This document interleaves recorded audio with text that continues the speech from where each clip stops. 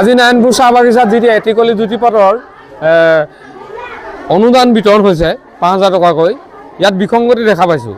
যিহেতুকে আমি দেখা পাইছোঁ, মই আপোনালোকৰ সন্মুখত লৈ আহিম কৃষ্ণঘাটৰ, আহক আপুনি, এজন পাৰ্মানেণ্ট ৱৰ্কাৰ, তেওঁ ৰিটায়াৰ্ড হ'বলৈ বেছি দিন নাই, উইথ তেওঁৰ পত্নী পাৰ্বতী লীলাৱতী ঘাটৰ, দুয়োজনেই এই এটিকলি দুটিপাতৰ এই অনুদানটো লাভ কৰা নাই।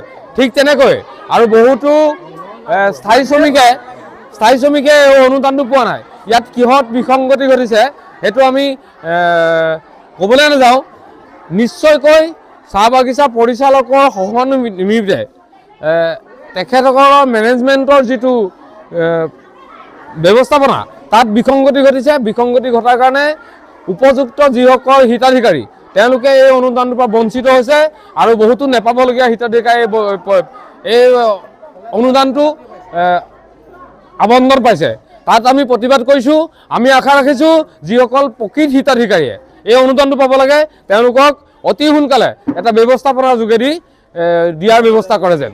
আচল ঘটনাটো চাওক, এইটো যিটো ভোট বেংক দেখিলোঁ আজি আমাক সকলো ৰাইজক, বিশেষকৈ ১ নম্বৰ পাৰ্মানেণ্টসকলক প্ৰতিজনক ৫,০০০ টকাকৈ দিম বুলি বিজেপি চৰকাৰখনে প্ৰতিশ্ৰুতি দিছিলে আৰু ঠিক সেইমতে দিছিলে। আমি কিন্তু আমি প্ৰত্যেকে আমি ডকুমেণ্টছ সেইমতে দিছিলোঁ। তাৰ মাজত কিছুমান ডকুমেণ্টছ দি কিনেও ঘৰখনৰ এজন সদস্যও পোৱা নাই। কাৰণটো কি আমি বুজিব পৰা নাই। আমাৰ সেইটো ন্যায় লাগিব আৰু লাগিবই। কিয় বিসংগতি হৈছে এনেকৈ আমি আমাক লাগিবই। বাগানৰ ভৰিয়ে দি পোৱা নাই, কোনে ছেকশ্যন কোনটো, নাম্বাৰ কোনটো নেজানে, পঢ়ি আছে।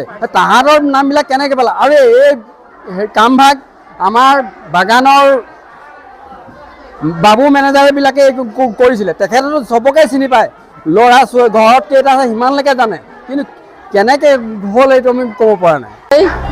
আজি এটিকলি দুটিপাত আঁচনিৰ যোগেদি আজি আমাৰ নাৰায়ণপুৰ পাণবাৰী চাহ বাগিচাত যিসকল চাহ শ্ৰমিক আছে তেখেতসকলক ৫,০০০কৈ অসম চৰকাৰে এটা আঁচনি ৰূপায়ণ কৰিছিলে আৰু এই আঁচনিটো আজি দিয়াৰ ব্যৱস্থা কৰিছে নাৰায়ণপুৰ চাহ বাগিচাত।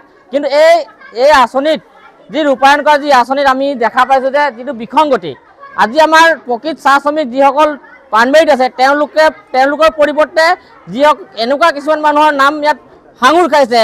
কোনোবা LP স্কুলত ৰান্ধনি কৰি আছে, তেখেতসকলৰ নাম সাঙুৰ খাইছে। কোনোবা গৈ নাৰ্ছিং কৰিছে, হোষ্টেলত পঢ়ি আছে, তেওঁলোকৰ নাম সাঙুৰ খাইছে। তেওঁলোকৰ নাম কাৰ গাফিলতিত আজি তেওঁলোকৰ নাম ইয়াত অন্তৰ্ভুক্ত হৈছে? আমাৰ স্পষ্ট কথা, তেওঁলোক যিসকলৰ গাফিলতিৰ ফলত আজি তেওঁলোকৰ নাম ইয়াত অন্তৰ্ভুক্ত হ'ল আৰু আজি 100 প্ৰায় 100মান মানুহৰ নাম বঞ্চিত হৈছে। তেওঁলোকৰ নাম অতি শীঘ্ৰে ৫,০০০ চেক দিয়াৰ ব্যৱস্থা কৰিব লাগিব। আৰু যিসকলৰ গাফিলতিৰ ফলত আজি আজি বঞ্চিত হ'ল আৰু যিসকল নন ৱৰ্কাৰ আছে তেওঁলোকৰ নাম অন্তৰ্ভুক্ত হ'ল, তেওঁলোকৰ প্ৰতি কিন্তু আইনী ব্যৱস্থা লাগিব। যদি তেওঁলোকৰ ওপৰত যদি আইনী ব্যৱস্থা নহয়, আমি সদৌ অসম আদিবাসী ছাত্ৰ সন্থা বিগত সময়ত কিন্তু ইয়াতকৈ জংগীলা আন্দোলন কৰিবলৈ বাধ্য হ'ম। আগন্তুক বিধানসভা আহি আছে আৰু এই ইলেকশ্যনৰ আগমুহূৰ্তত যদি তেখেতসকলে আমাৰ এই জনতাৰ লগত যদি এনেকুৱা খেলা খেলে, ঠগ প্ৰবঞ্চনা কৰে, বিগত সময়ত কিন্তু আমাৰ সমূহ চাহ শ্ৰমিক ৰাইজ, আদিবাসী ৰাইজে কিন্তু উচিত প্ৰত্যুত্তৰ দিবলৈ কিন্তু সাজু আছে।